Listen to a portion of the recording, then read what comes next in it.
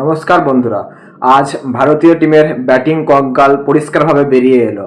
আমরা যেটা ভাবছিলাম ভারতীয় টিম এক দুর্ধর্ষ টিম রয়েছে, এই মুহূর্তে বিশ্বকাপের ফেভারিট হিসেবে এক অন্যতম দাবিদার হিসেবে এসেছে, বাট সেই বিষয়টা নয়। কারণ যতগুলো ম্যাচ হয়েছে প্রত্যেকটা ম্যাচই দেখে এসেছি, পাকিস্তানের ছাড়া বাদ দিয়ে ভারত প্রত্যেকটা ম্যাচ যে জিতেছে এবারের বিশ্বকাপে, খুবই এক অন্যান্য যে তার অপোজিটের টিম রয়েছে ভালো ফাইট দিয়ে জিতেছে, সে যে কোনো ছোট টিমের ক্ষেত্রেই হোক আর যে কোনো বড় টিমের ক্ষেত্রেই হোক। আর আজ সাউথ আফ্রিকার বিপরীতে যে সুপার এইটের মোকাবিলার ম্যাচ ছিল, সেই সুপার এইট ম্যাচেতে পরিষ্কারভাবে ভারতীয় টিমের ব্যাটিং কঙ্কাল বেরিয়ে এলো। ভারতের টিমকে আমরা যেরকমটা ভাবছিলাম ঠিক সেরকমটা ভারতের টিমের ব্যাটিং অর্ডার নয়। কারণ আজকের এই ম্যাচটাতে সম্পূর্ণভাবে গুটিয়ে দিল সাউথ আফ্রিকা ভারতকে।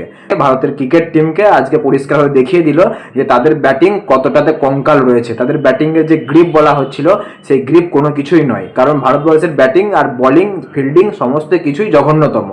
আজকের ম্যাচে সেটাই প্রমাণিত হলো যে ভারতীয় ক্রিকেটের যে ব্যাটিং বোলিং বা ফিল্ডিং যে কোনোই হোক না কেন, প্রত্যেকটাই জঘন্যতম। যেদিন লাকের জোরে বেড়ে যায় সেদিন বেরিয়ে যায়। দুর্ধর্ষ ফাইটওয়ালা কোনো প্রতিপক্ষের সামনে যদি পড়ে, তাহলে সেই টিমের কোনো কিছু করার সুযোগ থাকে না, কারণ সেই টিমটা সম্পূর্ণ কঙ্কালে পরিণত হয়েছে।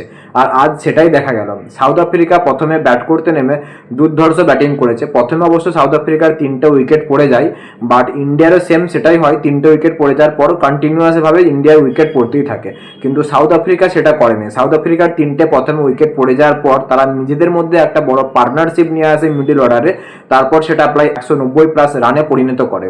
কিন্তু ইন্ডিয়ার ক্ষেত্রে সেটা হয়নি। ইন্ডিয়ার সবাই ব্যাটসম্যান রেখেছে, 1 থেকে 9 নম্বর পর্যন্ত ব্যাটসম্যান রয়েছে, বাট কাজের কাজ কোনো কিছু করতে পারছে না। এটাই পরিষ্কারভাবে সাউথ আফ্রিকা গোটা বিশ্বের কাছে দেখিয়ে দিল ইন্ডিয়ান ক্রিকেটের ব্যাটিং কঙ্কাল। ইন্ডিয়ান ক্রিকেটের ব্যাটিং যে সম্পূর্ণ সত্যি কঙ্কাল, সেটা আজ সাউথ আফ্রিকা সবাইকার সামনে পরিস্ফুটিত করে দিল। এরকমভাবে জঘন্যতম ব্যাটিং, জঘন্যতম ফিল্ডিং আর জঘন্যতম বোলিং নিয়ে যদি বিশ্বকাপ জেতার আশাই থাকে, সেটা সম্পূর্ণভাবে লজ্জাজনক। এরকম ব্যাটিং অর্ডার নিয়ে কখনোই বিশ্বকাপ জেতা সম্ভব নয়। অভিষেক শর্মা তো করে বিশ্বকাপে খেলতেই পারছে না কোনো মতে। একা ঈশান কিষান কত আর টানবে? আজ ঈশান কিষানও ফ্লপ গেল। আজ প্রত্যেকেই ফ্লপ গেছে। অভিষেক শর্মা, ঈশান কিষান, সূর্যকুমার যাদব, তিলক বর্মা, এ টু জেড সমস্ত ব্যাটসম্যানই আজ ফ্লপ গেছে। এটাই হচ্ছে ভারতীয় টিমের ব্যাটিং কঙ্কাল, যে ভারতীয় টিমের ব্যাটিং এর মধ্যে কোনো গ্রোথ নেই। এটাই পরিস্ফুটিত করলো আজ গোটা ওয়ার্ল্ডের কাছে দক্ষিণ আফ্রিকা। অবভিয়াসলি দক্ষিণ আফ্রিকা সত্যি খুব ভালো খেলেছে। প্রথমে 3টে উইকেট পড়ে যাওয়ার পর দক্ষিণ আফ্রিকা যেভাবে ঘুরে দাঁড়িয়েছে, তাতে ভারতেরও উচিত ছিল, ভারতের মতন একটা বড় টিমের উচিত ছিল সেইভাবে ঘুরে দাঁড়ানো। সেটা না হোক অন্তত ফাইট ব্যাক দেওয়ার জন্য। কিন্তু ভারতের মতন 1 নম্বর টিম, ওয়ার্ল্ড কাপ জয়ী টিম এরকম জঘন্যতমভাবে হেরে যাবে, সেটা কখনোই আশা করা যায় না। ভারত বিশ্বকাপটা 2024-এ জিতেছিল একমাত্র রোহিত শর্মা আর বিরাট কোহলির উপর নির্ভর করে।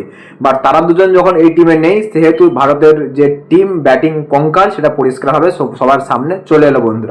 বন্ধুরা তোমরা অবশ্যই তোমাদের মতামত কমেন্ট বক্সে কমেন্ট করে জানাবে। ভিডিওটা ভালো লাগলে লাইক করবে। আর হ্যাঁ, ভারত কি এবার বিশ্বকাপ জিততে পারবে বলে মনে হচ্ছে ভারতের ম্যাচ দেখে? আমার তো মনে হচ্ছে না বন্ধুরা।